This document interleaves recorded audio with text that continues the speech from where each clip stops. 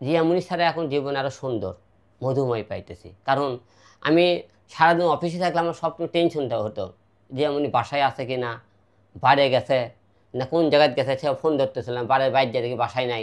একটা মানুষের টর্চারে থাকতেছিলাম যে কখন কী করে তার ঠিক নাই। এখন আবার টেনশন নাই, রিয়ামণি বারে গেল আর মদ খেলো না, ওই ছেলেগুলো ভিডিও বানাবে গেল করতে, এখন টেনশন আর হইতেছে না। সে কোনোদিন আবার ছেলে মেয়ের মধ্যে একবার ফোন নেয় না যে মা তোমরা ভাত খাইছো কি না, মা তুমি কেমন আছো কি না, এইটা খোঁজ নেয় না। তো তাহলে আর কতই মনে করেন একটা পুরুষ, আমি তো একটা কারণ এমন একটা পুরুষ, আমি লড়াইকো পুরুষ, গর্জন দেওয়া একটা পুরুষ, সেই পুরুষ একটা মেয়ের জন্য মনে করেন কেরিয়ার ধ্বংস করে দিলাম। সব চিন্তা আমি ভুল, আমি তো ভুল।